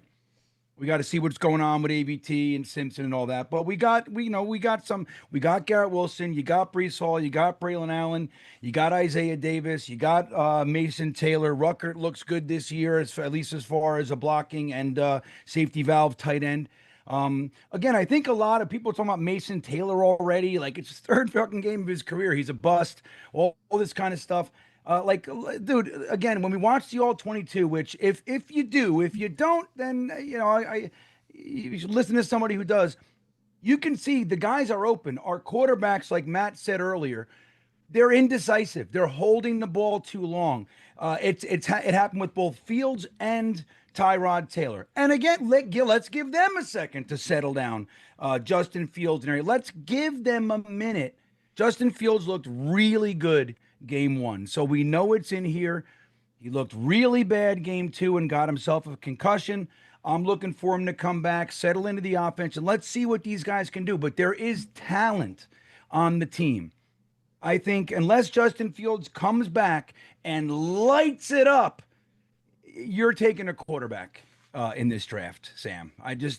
There's enough on the offense to warrant taking a quarterback. It's not like, you're taking the guy and he's going to go through 3 years of no offensive line like we did with Sammy. You know what I mean? He had nothing. There was nothing here when we drafted Sam on the offensive side of the ball. I think this is much different. Matt, your thoughts on building the roster, or is it wasting picks? Like, do you want to draft the quarterback early? Yes, I do. It's the most important position in the sport. As Greenbean was pointing out with the offensive line, you have at minimum 3 guys. I'm hoping 4. I hope they, decide to keep. I would assume it's going to be John Simpson. Just unfortunately with the injuries with AVT, it's really hard for me to rely on him as a starter going into next year. But we talked about finding guys in the 2nd, 3rd, 4th round. Hey, Joe Tippmann, you play good at right guard. You stay at right guard, and we could find a center in the 2nd round or the 4th round that could come in and start. We've seen that how many times around the NFL. They have a wide receiver 1 in Garrett Wilson. They have a couple running backs that they like, even if Brees doesn't end up staying. I think it's time. You can't. It's not a position you could punt off taking. It's the most important position in the sport. Boys and girls, we're going to go to a quick read from our sponsor. Yeah, they've been a big supporter of ours in September, and that's HOF. Smart bettors rely on data. HOF hands you powerful analytics at your fingertips to tilt the odds in your favor. HOF is your go-to for building smarter parlays. No more missing by 1 leg. Isn't that so annoying? I've done that a million times already this year. HOF gives you all the probabilities and insights you need to succeed. Improve your chances of winning using historical data, matchup grades, trends, and player performance insights. It's really easy to use for the everyday sports fan. You don't need to be a mathematician to know how to use it. And for a limited time, our listeners get a 7-day free trial and 50% off their first month. All you have to do is download the HOF app and use code TalkinJets at checkout. Thank you so much for sponsoring the channel. Real quick, before we pivot off the center conversation, I think it's entirely possible we may have our center on the roster already. Josh Myers has been playing pretty decent, all things considered, through 3 weeks of the NFL season. We'll see how it plays out throughout the rest of the year. Across the board, this is pretty much his best season he's had. The last 4 years with Green Bay, 54.9, 60.4, 54.7, 54.6. He's currently at a 67.7, and I believe as far as centers go, I think he's top 10, if memory serves correct. Give me 1 second, I'll pull it up. As far as centers go, come on, PFF. Where's Myers? He's 15 right now. So middle of the pack, not too bad. This is graded by pass blocking. Let me grade by offense and see how that changes it. He's number 10 in terms of all PFF grades. He's 2 slots above Tyler Biadasz and Creed Humphrey, and slightly below, not really. I mean, Linderbaum's an 82.7. He's the top dog right now. But overall, certainly we didn't spend an entire offseason talking about Tyler Linderbaum, right? Nah, we totally. Oh yeah, an entire. I never heard of him. Like or Biadasz. I mean, all these. There's a ton of guys. I mean, Creed Humphrey. That's why I threw those 2 names out there. I was like, all things considered, Josh Myers ahead of Biadasz and Creed Humphrey. I'm feeling all right. Like he's only 27 years old. He could totally be the center for the next 3-4 years, without needing to invest, a premium spot into it. Again, we'll see how the rest of the season plays out. It's entirely possible he, turns into a pumpkin or something, but it's all right. I like it. All right, where was I? Sorry, gotta catch up on some of these. Cashmere and Darrell, I'll get back to you in just a second. I want to throw Lou's super chat up here. Lou, thank you so much. He says, when Will ran that back, me and all random Jet fans huddled into one section. Jets chants. Insanity. We owned that stadium for about 5 minutes. I just want that feeling to last. I will be in Miami. Lou, you lead those chants down in Miami. And I could hear the Jet chants from the TV on, in Tampa Bay. It was audible. You could hear the chants and the excitement from the Jet fans. And then the wind just got sucked out of our sails. But dude, that's the type of energy I want. I want to feel prideful. Like, honestly, the best I've felt about our team, like aside from the Patriot game last year on that Thursday Night Football, I think versus the Steelers might be the best I've felt about this team since prior to Rodgers being here. Like I felt like super positive. And if we can just get some more of that, even if the wins aren't necessarily coming, but you're seeing positive growth from the coaches, from the young players and that sort of stuff, I'm on board. I said all offseason, I'm on team entertain me this year and just build blocks in the right direction. Bean, what would you consider, we kind of gone through this, I guess, a little bit. So I don't want to beat down the same door over and over again. We're looking at evaluation. You're looking at, positive blocks you could stack week over week. And I want more of that insanity too, Lou. Mary comes in. Lou is, let me just say though, Yeah. Lou checked in to the live stream this week from the seats at Tampa. Yeah. So, and Lou is also the one who gave us the idea of walking into the stadium backwards. It worked for him. Yeah, it worked for him in the past with the Yankees and Knicks. I guess we're just not the Yankees and Knicks, but it did give us our first touchdowns and a damn good game, Lou. It was almost very exciting. Lou, I don't know if you know this or if you listened to us when we did it. We all walked backwards through the metal detector when we walked into the stadium. The security guard said to me, who's like standing to the side of the metal detector, he goes, "What's up with all these guys walking in backwards?" And I just go, "It's a thing. You wouldn't get it." And just walk away. Here's my YouTube channel. Follow I don't like have and time to subscribe. explain. Yeah, but you know what's funny? When I walked in backwards, I'm walking into the stadium backwards. I'm waiting for you guys. I'm walking in backwards, and I hear my name, "Hey!" And I'm looking around. I'm like, "Who's calling me by my name?" I'm with the Green Bean people. You know what I mean? Nobody knows my name here except my wife.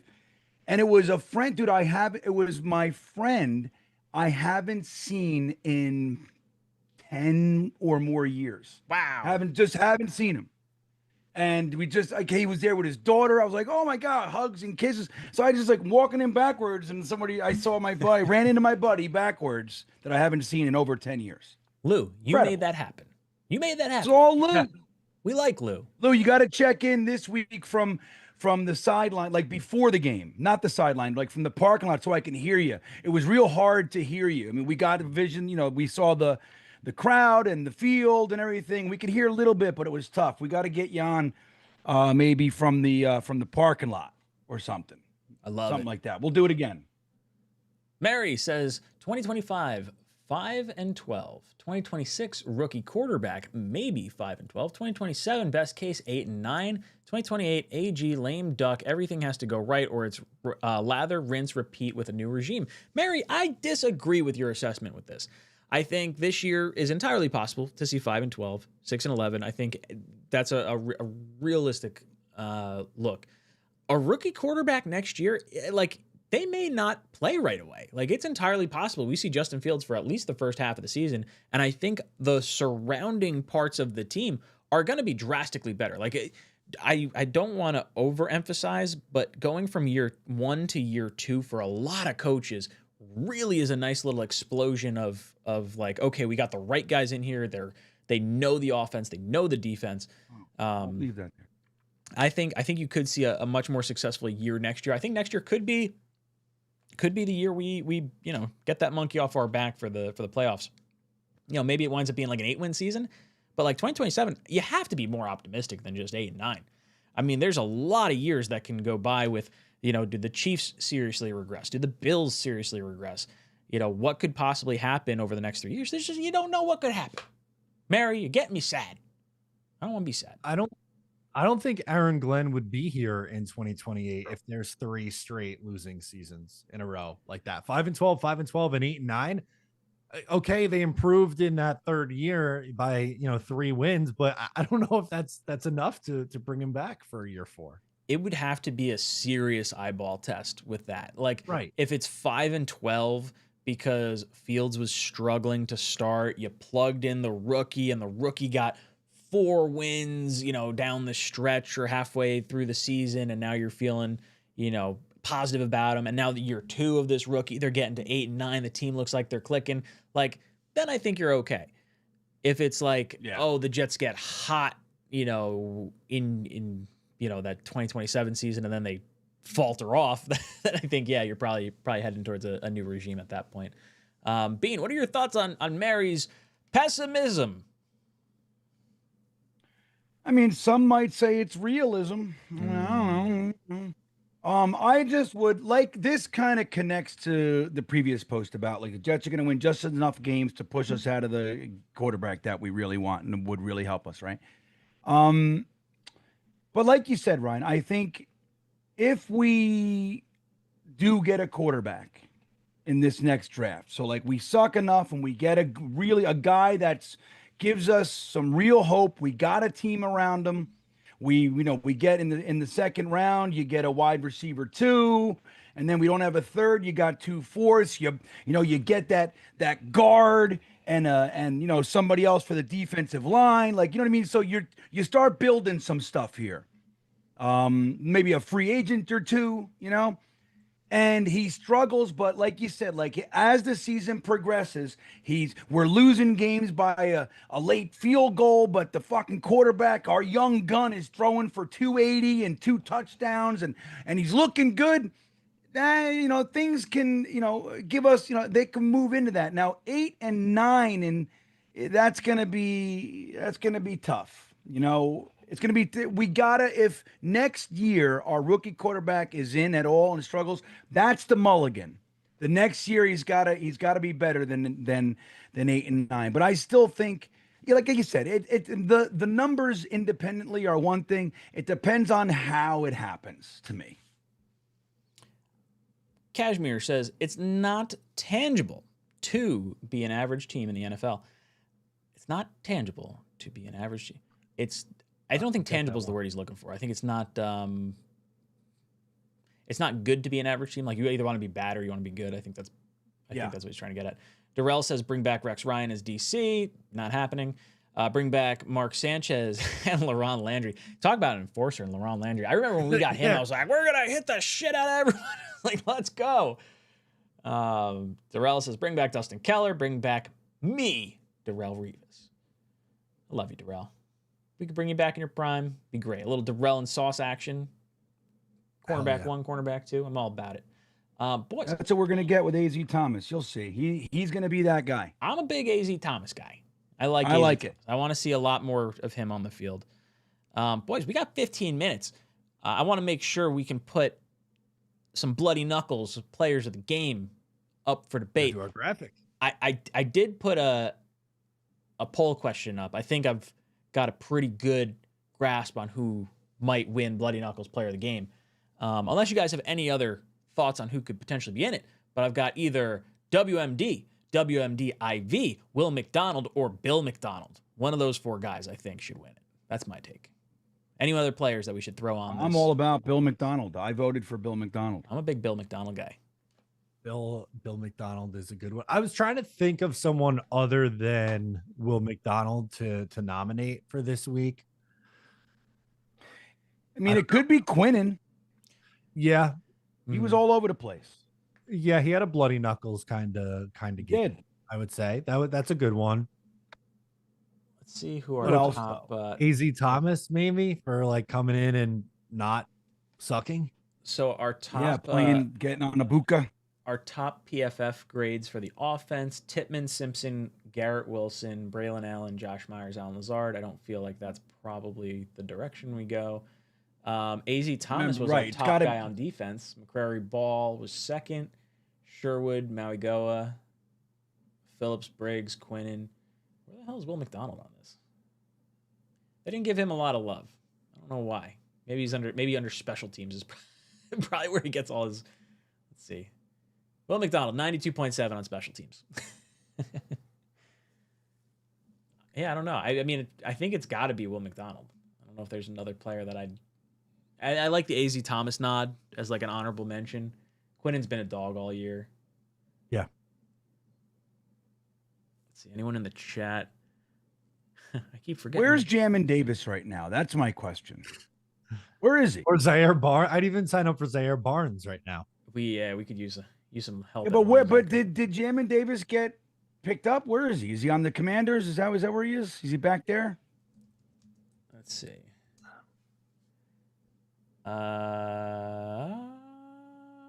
Free agent, I think. I'd take him. Yeah, it said it's New York Jets in 2024 on his Wikipedia. It doesn't have anything for 25. Yeah, I know it's not updated. Let me see. It says New York Jets linebacker on ESPN. Where is this guy? I don't know. Sure as shit would be nice to have another linebacker, though. Yeah, like, great. You're taking guys off the practice squad. You're trading for fucking loser cornerback penalty machines. That's fucking, yeah, we got hope. That's fantastic. Where's Jamin Davis, dude? He's Come not on, on go the get him. he's not on the practice squad. So I don't. Peter S says Probably Barnes mad. is on the Like, are Giants you kidding practice me? squad. I didn't know Barnes was on the practice squad. I Yeah. thought he got elevated to active roster. But Take him back. yeah, Dom says unsigned. Dude, go get him. What are they doing? Now I'm mad.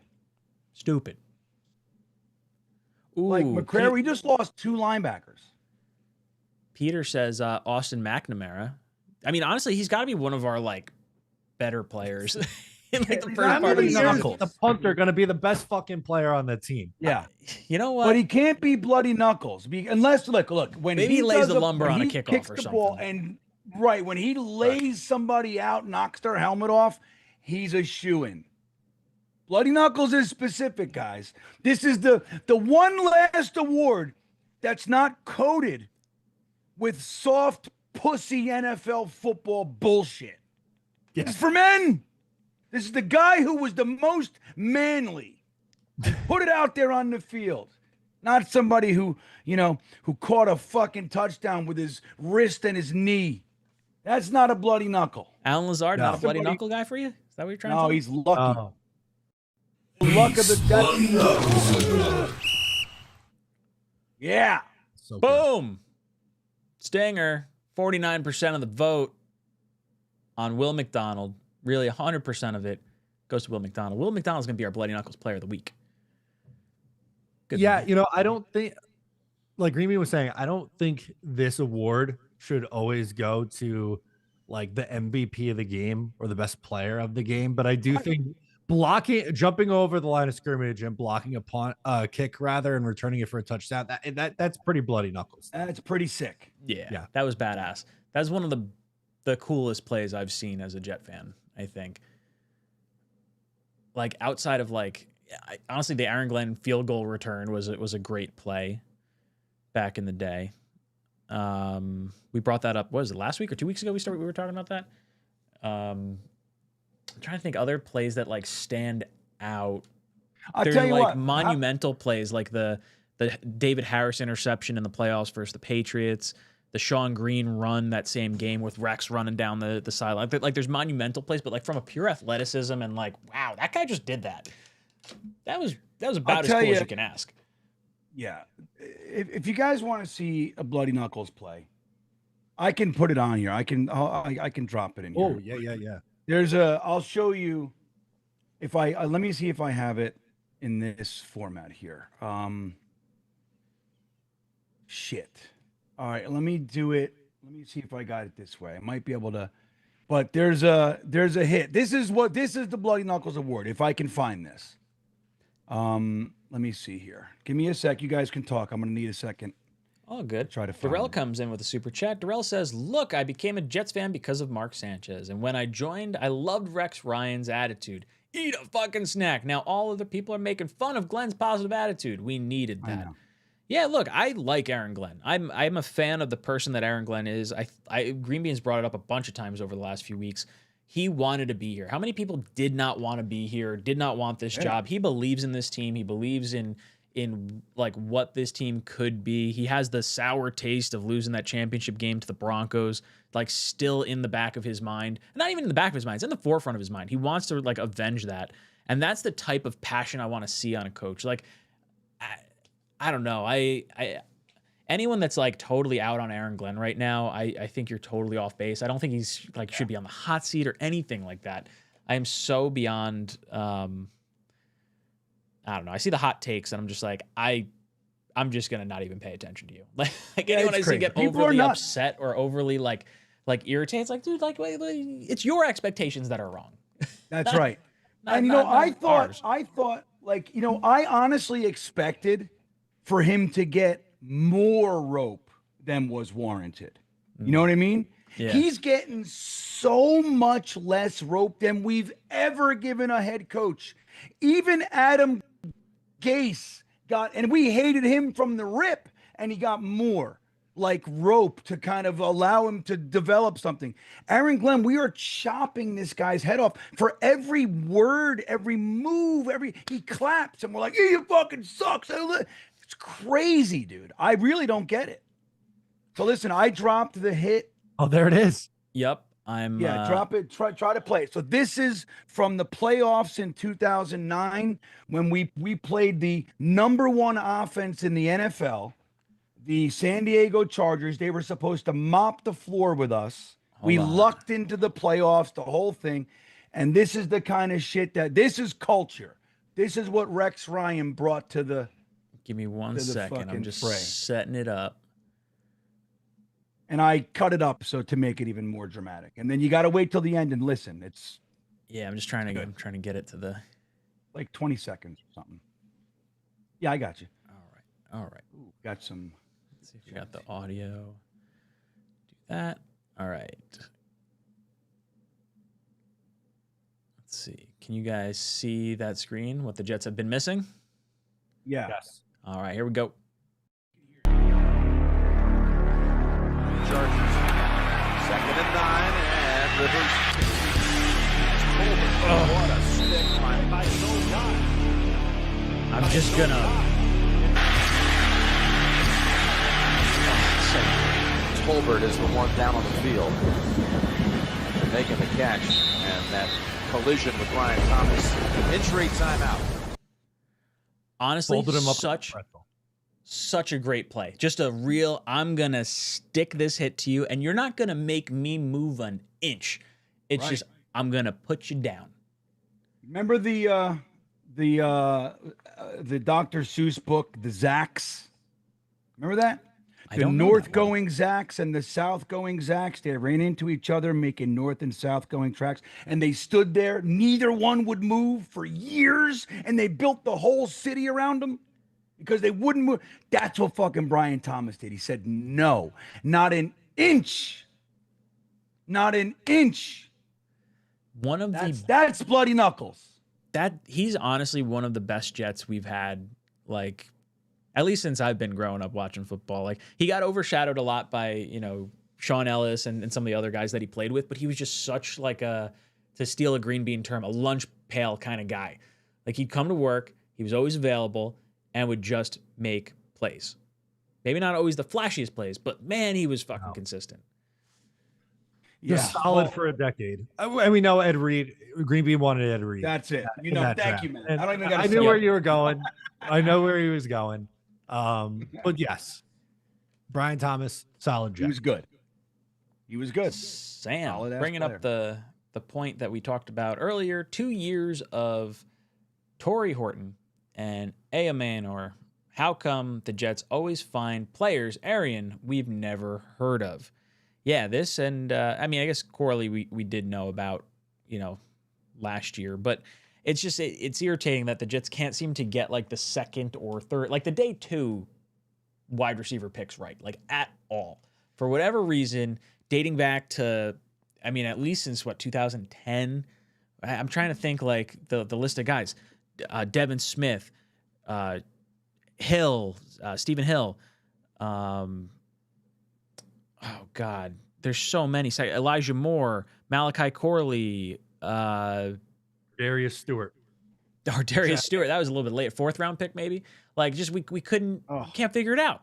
We can't get in a league that emphasizes offense so consistently, and every other team feels like they know how to do it. The Jets just have not been able to for the longest time. We don't know how to do it. We don't know how to find players like that on the offensive side of the ball. Darrell says, did you guys hear the rumors of Parsons? Yeah. The Jets were, Jerry Jones called the Jets, offered Parsons for the Jets' 1st round pick and Quinnen Williams, which is fucking asinine. Like, don't get me wrong. If we were a really good team, maybe there's some thought of like, hey, countering that with like, we'll trade you Will McDonald or we'll trade you JJ, but like not giving up Quinnen Williams, who like I would argue is a top 5 defensive tackle in this league, and giving up what could potentially be like currently standing as the number 1 overall pick for an edge rusher that just got paid buku money and has a back problem would have been absolutely insane for the New York Jets to do. So I'm very happy we did not do that. Matt, any thoughts? I don't know if we ever brought up the Parsons trade on here or not. My thought is the Jets are not in a spot where they could trade their 1st round pick. Bean, what about you? Parsons trade, glad we didn't do it. Yeah, and not just a 1st round pick. I agree with Matt, but he wanted Quinnen Williams and multiple 1st round picks, and we had to pay him $150 million. Was it multiple? I thought it was Quinnen and a 1st. I thought I read it. Maybe I'm wrong. Maybe I'm wrong. But yeah, it wasn't. So it's not just it's Quinnen, and even in that, and a 1st and $47 million a year. You know what I mean? So we're just not there. We're just Darrell not says there. it was due to cap issues. I don't think so. That would, I mean, maybe you say that so you're not saying, well, we plan on drafting a quarterback with our number 1 overall pick. Like, you can't use that excuse like in season. But I don't think it was cap issues. If you wanted a player like Parsons, you find a way to make that work. And the Jets are going to have like $80 million in salary cap space. And the cap's all a myth anyway. It's all fake. All silly. All right, boys and girls. We've gotten to the end of our stream. We made it. It's 10 o'clock. Time to spin a wheel. Where's my random number generator? Let's see if it's back. Damn it. All right. So we're going to do the old pick a number in the chat game. Green Bean, how many contestants we got tonight? Well, I'm dropping one more real quick, and I got to add the 2 for Darrell. So that'll be, let's see, that'll be 30, 31, 32. 32. I'm going to hit the spin wheel real quick. I just want to make sure my button's working. All right. Spin wheel's working. All right. So you said 32, Green Bean? Oh, yeah. Jets Worldwide cleans it up, and Brad comes in as the caboose. It's good. Snowball's got very caboose-like, right? Yeah, caboose. Snowball. All right. Yeah. So let's do this. Let's say the 3rd number after Peter S. 3rd number after Peter S between 1 and 32. That 3rd number will be our winner for tonight. Chat. Drop some numbers in the chat. Number 1 through 32. Got a 14. Got a 21. Got Stud City coming in with a 16. Who's 16, Green Bean? Cashmere Black. Cashmere Black. Winning something tonight. Let's see. Spin wheel for Cashmere. Oh, you got eggs.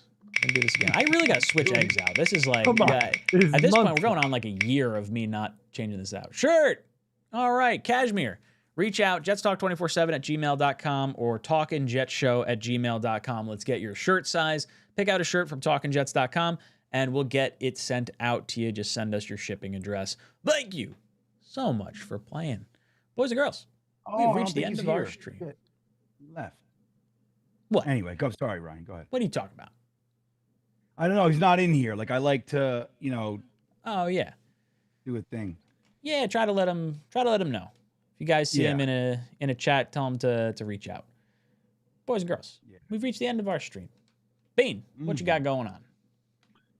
Well, if you guys saw my new thumbnail for the show coming up, we're going to hang out at 10:35. We now know what Sexy Grok looks like. Go check out the thumbnail and come hang out with us. We're going to continue to talk Jets and whatever else comes up, and we'll see what Sexy Grok has in store for us tonight. It's going to be fun. 10:35, Green Bean Jets fan. Matt, any last words for us?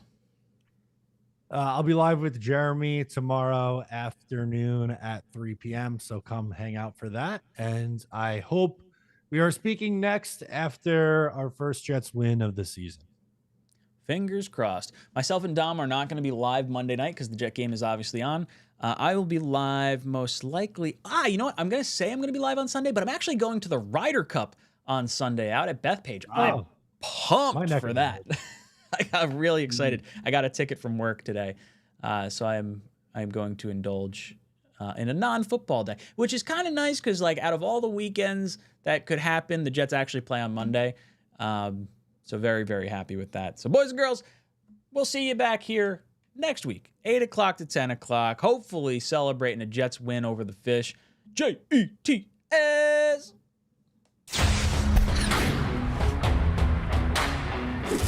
Just go somewhere else. I can't take this nonsense anymore. How are you going to blame the defense? I got the power. Screw green bean. Damn it. But once you get to the sausage, I feel like we're doing something. Go Jets.